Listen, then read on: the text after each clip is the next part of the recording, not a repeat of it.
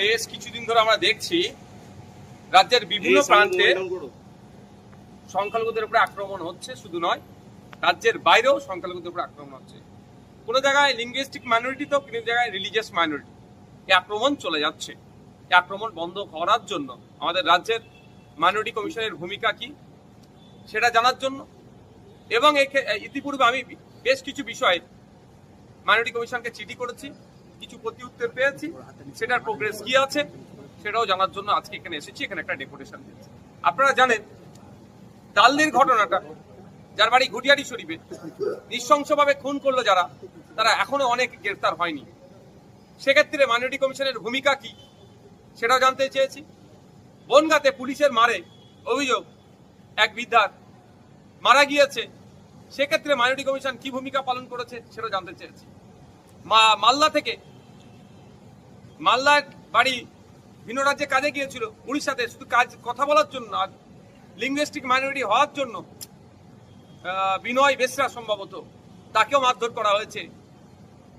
গত পরশুদিন উত্তরপ্রদেশ পুলিশ 13 জন বীরভূমের পরিযায়ী শ্রমিককে থানায় তুলে নিয়ে গিয়ে মারধর করে, কাগজপত্র সব দেখানোর পরেও তাদেরকে বাংলাদেশি ঘুষপেটিয়া বলে তাদের অত্যাচার চলে। এক্ষেত্রে আমাদের রাজ্যের মাইনরিটি কমিশনের ভূমিকা কি সেটাও জানতে চেয়েছি। আপনারা শুনলে অবাক হবেন, আমাদের পশ্চিমবাংলায় মন্দির বাজারের ছেলে হুগলিতে ফেরির কাজ করতে গিয়েছিল, তাকে 2 দিন আটকে রাখে থানাতে বাংলাদেশি বলে। বৈধ কাগজপত্র দেখানোর পরেও তাকে ছাড়েনি। যখন খবর পাই এর মধ্যে আমি ইনভলভ হয়েছি, কোর্ট তার পরিবার যখন থানায় এসেছে বলেছে কোর্ট থেকে তোমরা যাও, কোর্টে বুঝে নেবে।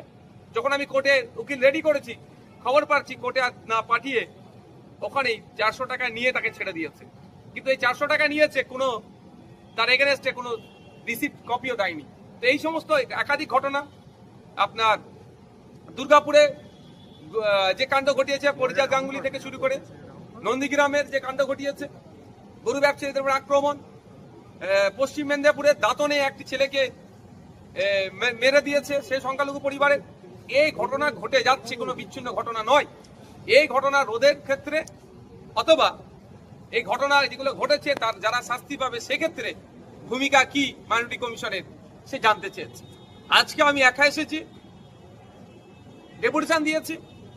এরপরে যদি এই ধরনের ক্ষেত্রে মাইনরিটি কমিশন শীত ঘুমায়, তাহলে কিন্তু আগামী দিন এখানে আমি একা আসবো না, হাজার নওশাদ সিদ্দিক এখানে দাঁড়াবে।